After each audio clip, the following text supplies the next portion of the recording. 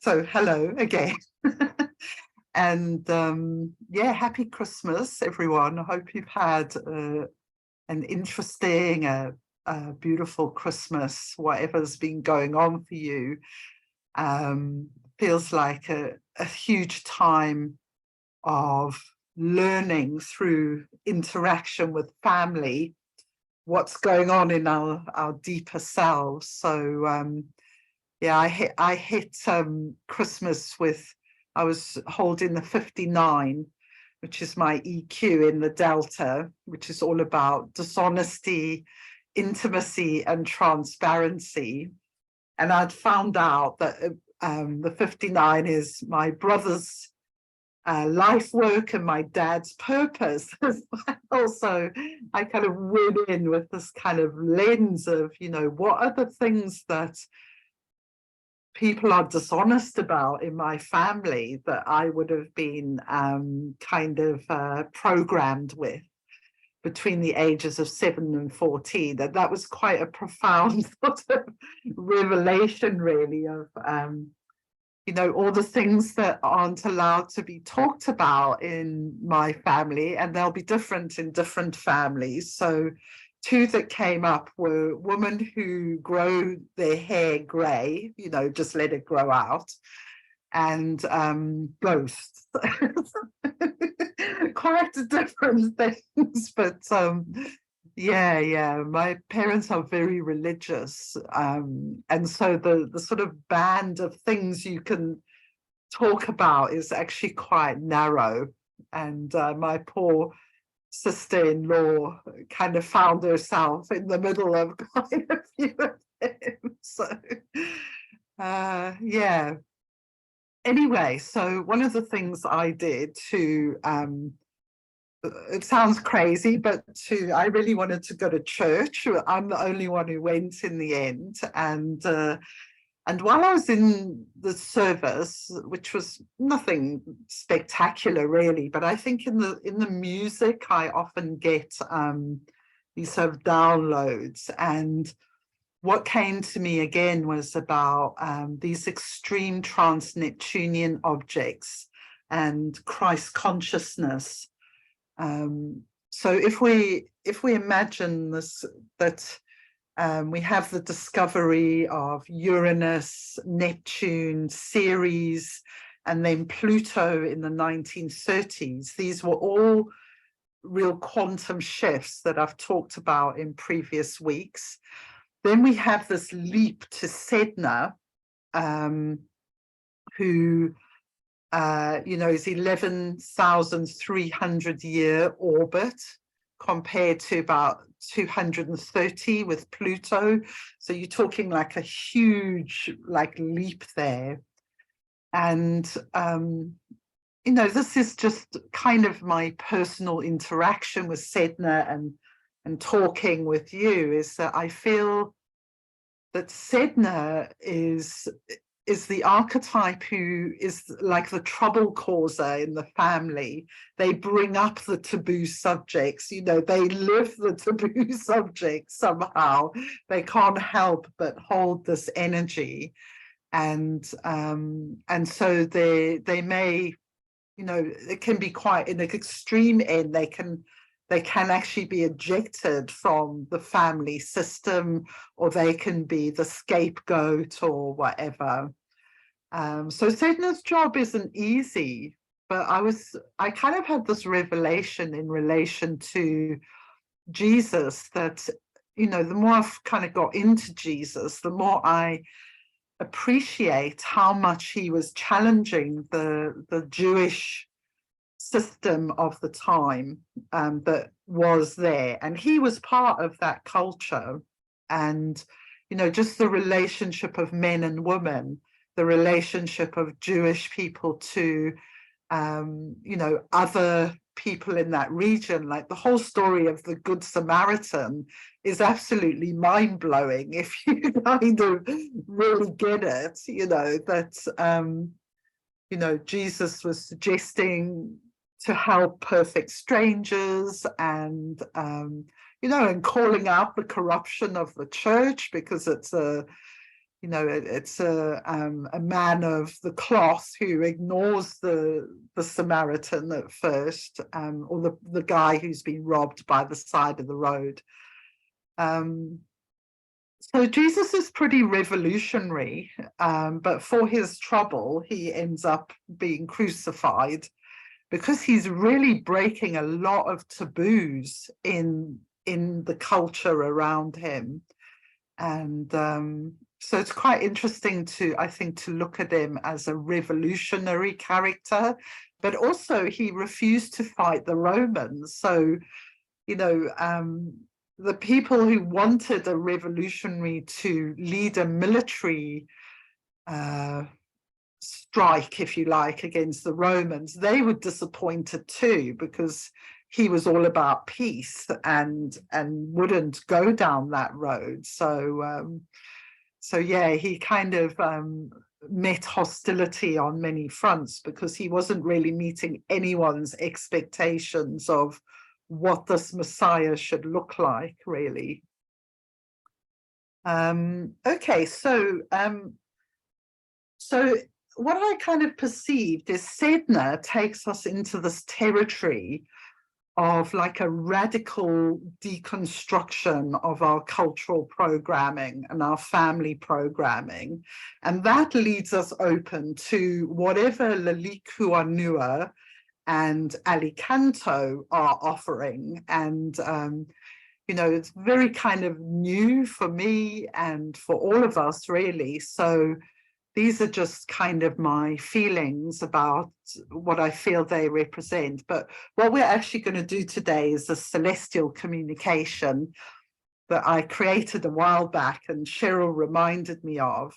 And I felt that this Pavan Garu, which is the breath moving through the body, is actually this bridge of heaven and earth.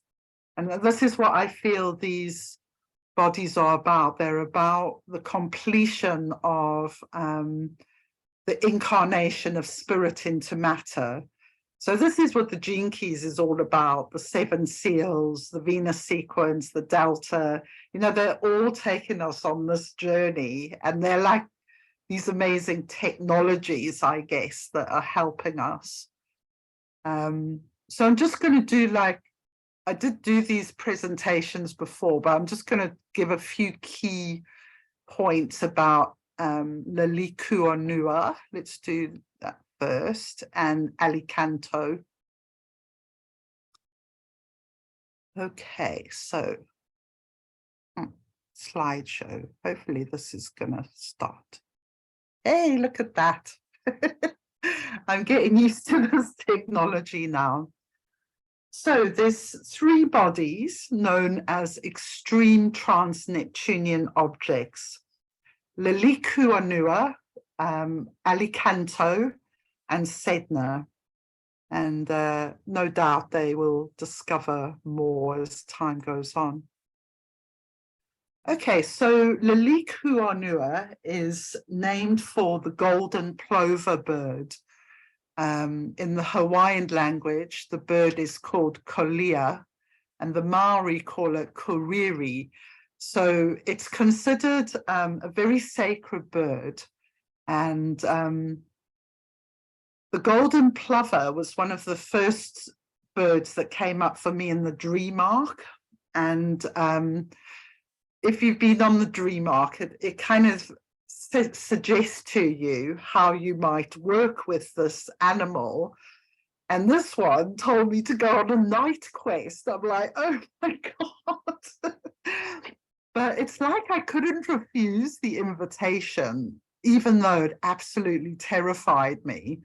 And I did actually go out in the night, and I slept all night and outside, and I kind of overcame that fear, and it was really beautiful. But I think metaphorically, that experience was like meeting the fear of the night, the fear of death. And this is what these you know, these bodies represent. So it's got Leleak, I call it for short, has an orbit of 32,000 years. So we're moving from Sedna, 11,300 to 32,000. It's like, whoa, and it's right out there in what's called the Oort cloud in the solar system. And then it's like a drop off into deep space. So our solar system ends and the whole universe is there. So for me, it's what this says, it's like this is the drop off into unified consciousness, the end of the idea of a limited solar system that then, it's like that, the interconnectedness of everything once you have passed through whatever these initiations are that they are offering. And the name of Leleak means where the sky meets the land or the sea. So it's like the meeting place of heaven and earth. So this is one of the first suggestions to me that it's, this is about spirit incarnating into matter as well. So this is what the Pacific one looks like. We have one in Yorkshire that's got a bit of a like crown on its head. It's a really beautiful bird. Okay, so I just want you to kind of take this in for a minute. So you can see, like, this is Leleak, how it's orbiting in these circles.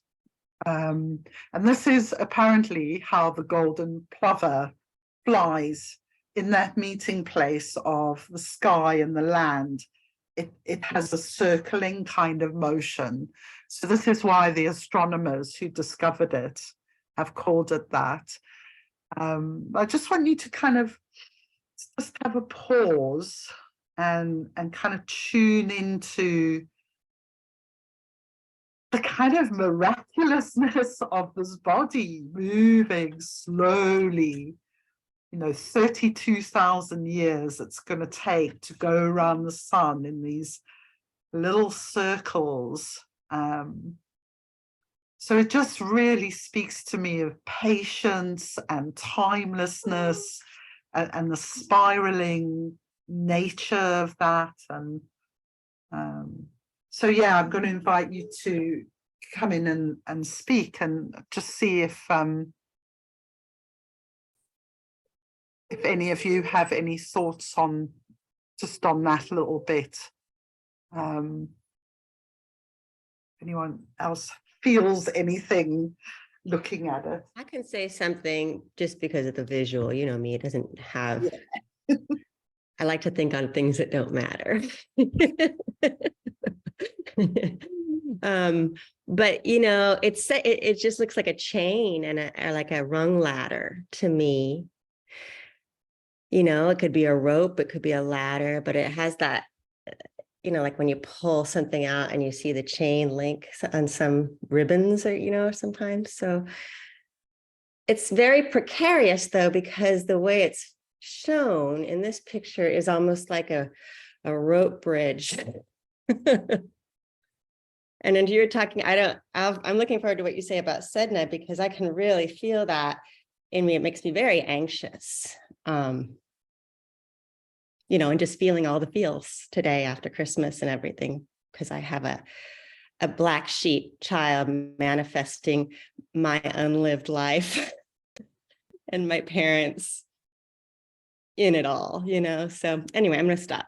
Thank you for showing that. It's a really emotional image for me, obviously.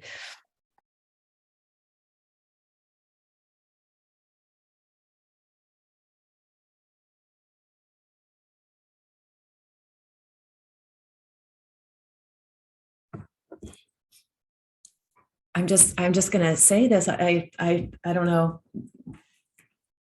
It was so fascinating because I did something yesterday that we've been getting ready to do, but I basically had Christmas dinner with my first ex-husband and his partner and their child.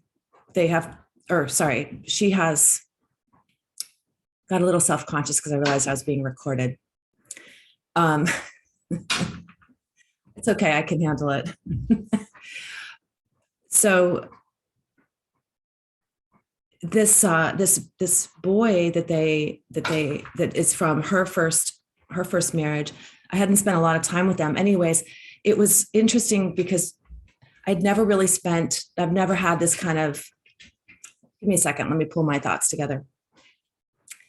So I had dinner with these people, that my two children, and then my ex and his partner, and then her one of two children. And we've never done that. And the whole energy was very calm. And the three of us adults were moving around in the kitchen. And it was just very like, I just felt my own evolution, that I could do this and it would be pleasant. And when we were sitting down, I'm getting used to my, like, really owning my 28 and my 50 gene keys. And then of course I have my pure thought, number 6, that I'm holding for the Delta 3. So I sat down with this boy that I haven't had a lot of interaction with, and he's like 19. And anyway, so this is where this is coming up, as I really felt like he was the black sheep of that family unit. And here I come in, and my style is, I just like love him, and I love like that age. And I wanted to just know about him, like, oh, what are you doing? What are you passionate about? This is like my calling. I'm always helping everyone figure out their purpose. And it was fascinating to me because like all the people in the room were speaking for him. And it was so unnecessary.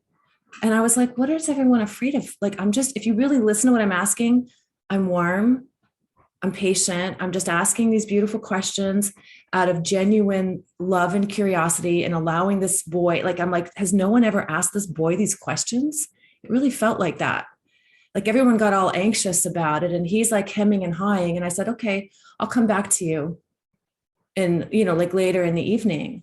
And it was just interesting to watch kind of the group assemble around me, what I was doing and what it was doing to the group, and watching my own. I felt like I had some kind of agility that I haven't had before, where I could be really soft and not have to be the hammer, so I could kind of back out. And really, I just felt like and then just watching this child that felt like he was holding that, like you were saying, the scapegoat for the system.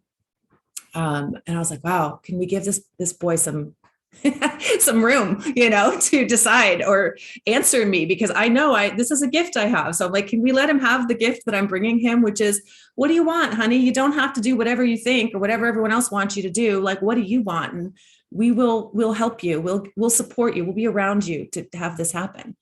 Anyway, so as I see that chain, it kind of also reminded me of like, like, what are we all doing in this big orchestration with each other? And how are we, like, I have not been in this, enter for the first time into this world with this family that my children go in and out of every week, and it just was I was like, oh, that's interesting. Like, they let me in to have this like medicine. And then here I am with the scapegoat of the family. And they all had to like reorganize around like, oh, Elle and her disruptor harmonizing. I disrupt to harmonize, reassemble at a higher level. It was really interesting. What's your attraction sphere, Danielle? 28.5. Thanks. Yeah, I think the 28, there's quite a lot of gene keys around Christ consciousness, the 47, the 22, but I really feel the 28 embodies the kind of death ego experience that these extreme trans-Neptunian objects are kind of drawing us towards. They're contemplating us, how am I going to break the system down? And yeah, I like that image of the bridge and like the fragility of the bridge. And I had when you said a ladder, I thought about Jacob's ladder as well, climbing the stairway to heaven. So I It's love like bridge as adventure rather than bridge as like security. yes. Yeah. There's always like in those big sort of epic movies, there's always like some bridge that maybe like half of it's fallen away in the middle. But Yeah, it's a total leap of faith to even go on the first rung, but you don't really have a choice. yeah, absolutely. Yeah, I like that idea. Right, let me share a bit on Alicanto now. Where's Alicanto? Here we go.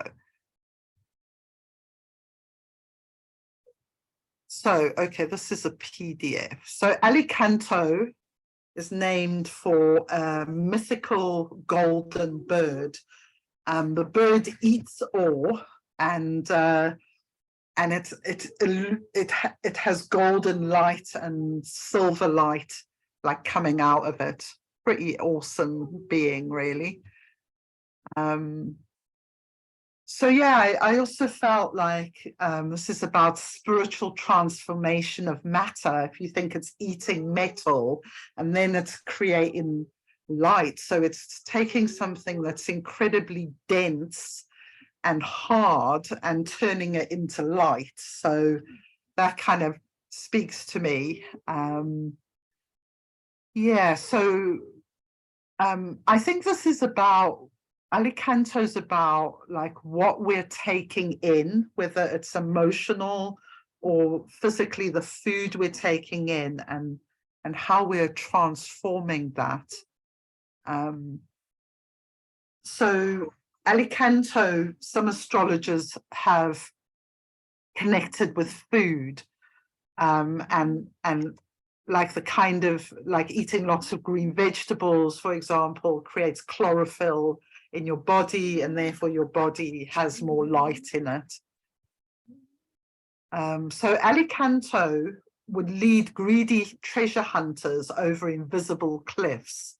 So, you know, thinking about him right out at the edge of the solar system again. I think it's 6,000 years Alicanto is his orbit. So if hunters were greedy, they would just fall over the cliff. That was the end of them. Whereas if they were pure-hearted, they would be guided to inner treasures. So, you know, it feels like quite a kind of like a dangerous place of the seeker. Be careful what you're seeking and what your true motivation is for why you're seeking it. And with Alicanto, I realized I'd been drawn to Christ consciousness then, animate the earth within us. We then feel the wisdom underneath supporting all. So this is part of the Lord's Prayer, Aramaic translation. And generate through us the bread of life. We ask only what is asked to feed the next mouth. So something that came up in our Delta that was interesting, and I had a vision of this before, like a conversation with Jesus or one a few years ago, but it's like what he showed me was that in this creation of bread and loaves, he was at a level of consciousness that he could create and multiply things very quickly. And this is something someone talked about in our Delta this week. And this woman who wrote The Soul of Money, her name slipped my mind now, but she talks about like you give a crumb and it turns into like bread and loaves and fish, you know, because it's given with such pure intention and such generosity and heart, like Danielle's gift to the scapegoat. Yeah, no, while I remember also, I've been listening to the 59 again today, and I think it's so good to listen to that gene key for everyone, because Richard's really putting forward his prophecy of the future, and the way relationships and community is going to grow. And it's all about this key thing of intimacy. And what you're describing, Danielle, happens in my family, that people don't ask each other any questions because they can't cope with the answers.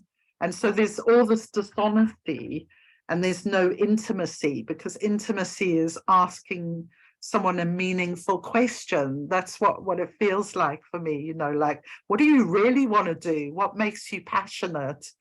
But once you've asked those questions, then it's like you have to respond to them and you have to live into them in some way. You know, the dishonesty, it can't carry on anymore somehow. Okay, so did I have anything else to say about Alicanto? It was discovered this in Gene Key 3, line 3, innocence. So I think that's really lovely. Yeah. And it was named when it was in 23, line 4, which is all about simplicity and quintessence. Okay, so that's all I'm going to say. So, and we've been doing Sedna for a couple of weeks, Alison. So one of them will be on my YouTube channel and the other one I'll send to you. But yeah, I mean, if anyone wants to comment on whether Sedna's been present for you in the family get-togethers, that would be interesting. And just your thoughts. We've got about 15 minutes and then we'll do the celestial communication after that. Okay, I'll share a little bit. Do you want me to stop recording? No, it's okay. So I decided to stay at home for Christmas, although I could have met my family. And there was various reasons, just because of what was going on here for me. And so we did Facebook exchange. And I thought it was pretty funny because I got this card with flamingos on it. And when you opened the card, there were all these feathery flamingos. So I thought that was great because that was unconditional love, of course, and represented in the card. And then there was a pair of pajamas with constellations on. So I felt I received astrology pajamas. So it was kind of like, you know, the gifts were supporting. It was very beautiful, the exchange. And my exchange to them were crystals and just things. And there's this acceptance, definitely, that I do feel. I don't know my family's gene keys, but you know, they're very much into dogs with the Sedna. I mean, they had like 3 dogs at their house. They always had dogs. I've always watched their dogs whenever they went away. So we really have the strong energy with the dog. And my sister started drawing mermaids now. So, you know, I just feel, you know, the reflection there of the acceptance. And it's up to me, you know, within myself, that I just accept who I am. And they know I'm different, but they show that they accept me. They definitely do. What was really cute was I was drumming in my pajamas underneath my tree here at my house, and the woodpecker was underneath there. And I just went out in my pajamas because I wanted to.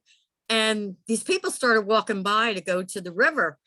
And they heard me drumming and didn't say anything. So one day later, you know, Christmas Eve, I go to the clubhouse and these people were there and I didn't even recognize them. They go, "Oh, were you the woman that lives at the river?" I said, "Yes." She said, "We heard you drumming." I said, "Yeah, there's a woodpecker in the tree." And I was drumming with the woodpecker because he's the upper realm. He's the bird in the dream arc of the traveling to the upper realm.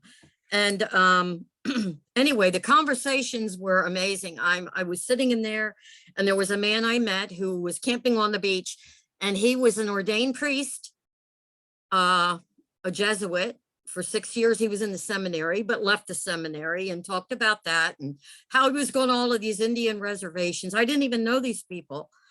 But that's where I spent my Christmas, with a few neighbors that live around me. And the energy was just amazing. It was like even the people I know here for 16 years, it was like the light just raised as I heard them speak and share their stories of, how they give money to animal rescues and just different things. And then the Christmas tree was all blue, and it had the turtles on and all the sea creatures, but it had peacocks on. And I'm like, my mind was blown away when I went home that night. I was like, is this for real? I felt like I was in a movie. Then I went to the beach, and these little girls ran up to me as I was writing Merry Christmas in the sand, and their faces were painted with paint like cheetahs. They go, oh, we're cheetahs. We're cheetahs. And they had their faces painted all yellow, and they were 4 and 5 years old. Oh, we're cheetahs. I says, I'm writing Merry Christmas to the dolphins and the fish and the whales and the water, and they were with their family. And they started going, oh, they were making hearts in circles. They were going, whoop, whoop, with 2 fingers, making hearts. I said, oh, that's wonderful. It's a beautiful Christmas card to the ocean. I was like, my Christmas was so magical and strange. It felt so Sedna, but it was all acceptance. That's all I have to share. Oh, there's more, but oh my goodness, my head was spinning of like, wow. So that's my funny story. And they drank what they did and whatever, and they were drinking fireballs, and they're like, do you want this? Do you want? We were dancing, we were singing, they were hugging me, and she goes, oh, I'm married to an ex Jesuit priest. And I said, well, I'm ordained in the Order of Melchizedek. And then all these stories were coming out of spirituality in this little clubhouse in the trailer park where I live. Amen. That's my story.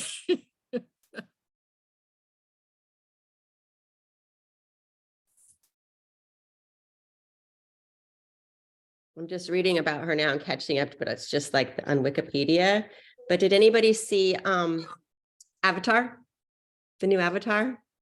So I'm like, yet, it's coming to my farm just for the people who have, I'm like, I think that helps me understand this sort of just the tiny little bit I'm reading on Wikipedia. Like I'm totally catching up. They say it's very violent, about there's killing of whales and so forth. I just read it this morning. It is violent. It's very violent. But it's an incredible story. Yeah, I highly recommend it. Yeah. Yeah. The whales will be here shortly again. They're on their way to birth. There's a lot about connection to the whales, that everybody has a spirit whale, basically. So I think you'll like that.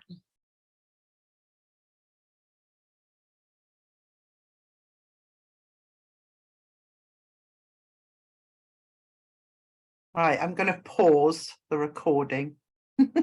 Anyone else wants to speak after that?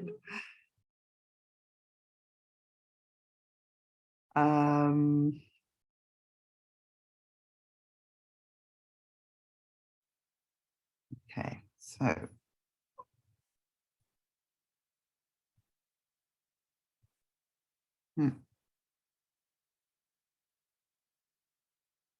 right, hopefully it's going to play now.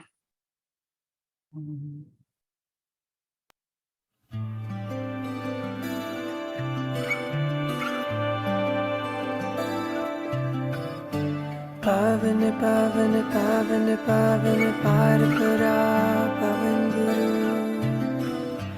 pavan guru wahe guru pavan guru pavan pavan pavan pavan parpara pavan guru wahe guru pavan guru pavan Pavana Pavana Pavana Pavana Parapara Pavan Guru Pavan Guru Wahe Guru Wahe Guru Pavan Guru Pavana Pavana Pavana Pavana Parapara Pavan Guru Pavan Guru Wahe Guru Wahe Guru Pavan Guru Pavana Pavana Pavana Pavana Parapara Pavan Guru Pavan Guru Wahe Guru Wahe Guru Pavan Guru Pavana Pavana Pavana Pavana Parapara Pavan Guru Pavan Guru Wahe Guru Wahe Guru Pavan Guru Pavana Pavana Pavana Pavana Parapara Pavan Guru Pavan Guru Wahe Guru Wahe Guru Pavan Guru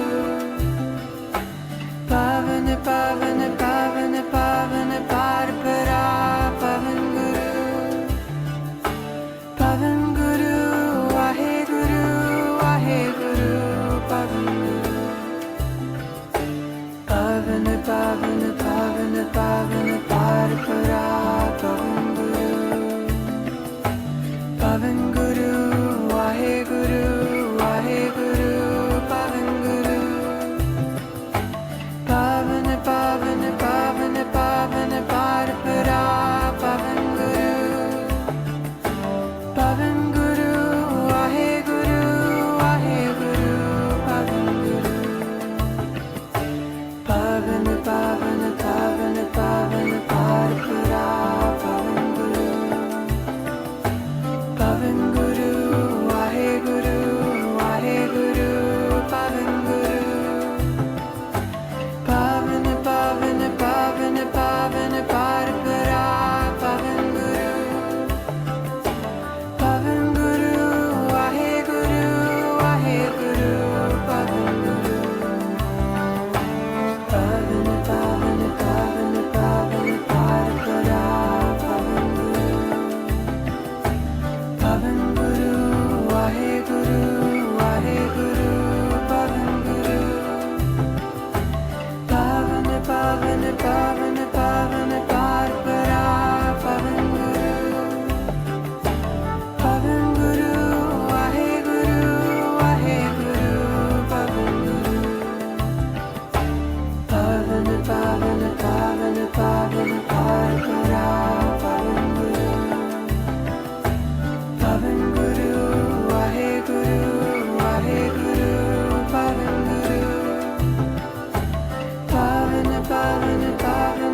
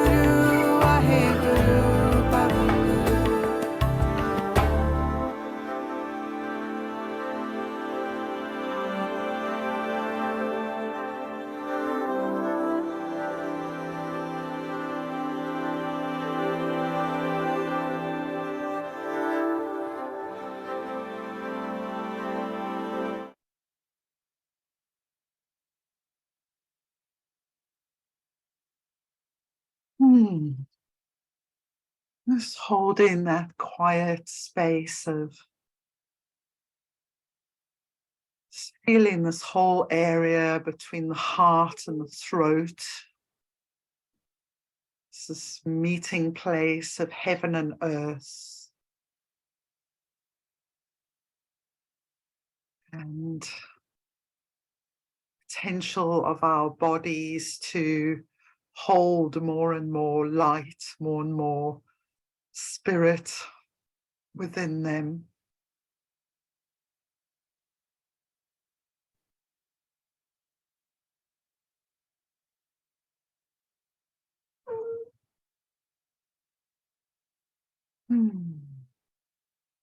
So thanks everyone for coming on Boxing Day.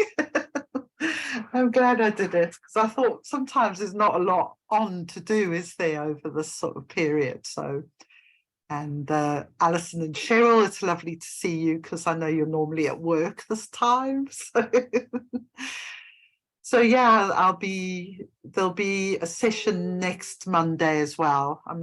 I'm not too sure what yet. I'm listening for what we should do. But yeah, so anyway, have a lovely new year and everything. Yeah. Mwah. Bye.